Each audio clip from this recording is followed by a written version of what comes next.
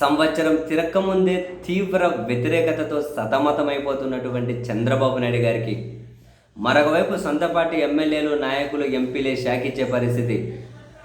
సీఎంఏ స్వయాన ఒక విస్తృత స్థాయి సమావేశానికి కాల్ఫార్ చేస్తే 56 మంది గైర్హాజరైతే చంద్రబాబు గారి ఆవేశం కట్టలు తెంచుకొని విదేశాలకు పోయిన మీరు అక్కడే ఉండిపోండి, మీతో అవసరం లేదు, మీకు ఇంకా గుడ్ బై, ఇక్కడ రానోలా గుడ్ బై, మీ కథలన్నీ నాకు తెలుసు, ఎవరు వచ్చి సంతకం పెట్టి ఎవరు వెళ్ళిపోయారో తెలుసు, ఎందుకు రారు, అది ఇది అని చెప్పి పాపం ఆవేశపడే పరిస్థితి.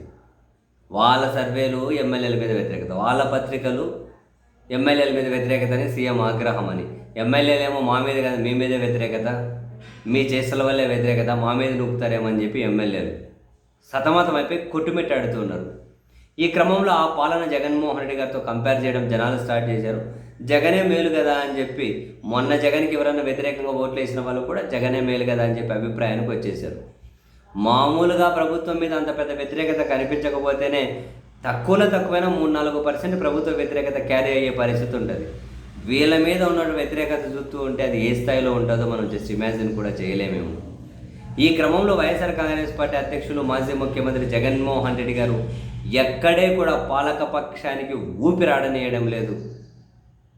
వరుసపెట్టి కార్యక్రమాలు, వరుసపెట్టి ఆయన సమస్యలను రైజ్ చేసుకుంటూ వాళ్ళు సమీక్షలు, వాళ్ళ రివ్యూ మీటింగ్స్ అనేటివి పెట్టుకొని వాళ్ళ క్షేత్రస్థాయిలో ప్రొటెస్ట్లకు కాల్ఫార్ చేసుకుంటూ, ఆందోళనలకు కాల్ఫార్ చేసుకుంటూ వరుస పెట్టి మొన్న ఫలితాలు వచ్చిన జూన్ 4వ తేదీ వెన్నుపోటు దినోత్సవం అని దాన్ని పిలిచి దాన్ని ఆ తర్వాత మరో కార్యక్రమం రోడ్ల మీదకి వచ్చి ఫీజు రియంబర్స్మెంట్ రిలేటెడ్ ఒక పెద్ద కార్యక్రమం చేశారు. ఆ తర్వాత ఇప్పుడు వరుస పెట్టి జిల్లాలలో, నియోజకవర్గాల్లో, మండలాల్లో, గ్రామ స్థాయిలో నెక్స్ట్ 40 రోజుల పాటు ఈ ప్రోగ్రాం ఉండబోతోంది. ఆ తర్వాత మళ్ళీ జగన్మోహన్ రెడ్డి గారు జనాల్లోకి రాబోతూ ఉన్నారు. మొదలు ఈరోజు మళ్ళీ యువజన విభాగం ఎవరైతే ఉంటారో ఆ విద్యార్థి యువజన విభాగం వీళ్ళతో ఈరోజు సమీక్షా సమావేశం, వాళ్లకు దిశానిర్దేశం చేయబోతూ ఉన్నారు.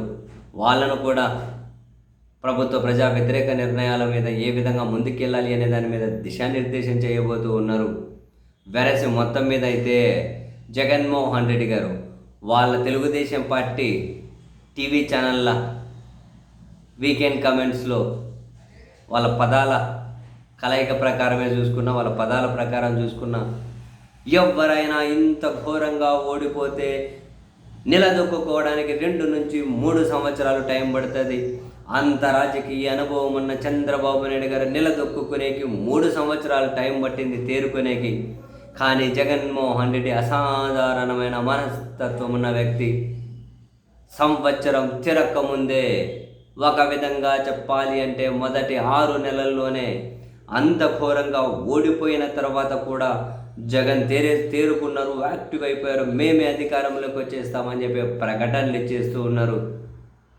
జగన్ ఒక అసాధారణమైన మనిషి అని. నిజంగానే జగన్ ఒక అసాధారణమైన మనిషే. మంచి చేశా అని చెప్పి నమ్ముతున్నారు, మంచి చేశారని ప్రజలు నమ్ముతున్నారు. జగన్ మంచి చెయ్యలేదు అని ఇప్పుడు తనను ద్వేషించే వాళ్ళు కూడా ఏం చెప్పట్లేదే. ఇప్పుడు ద్వేషించే వాళ్ళకి ప్రాబ్లం ఏంటి?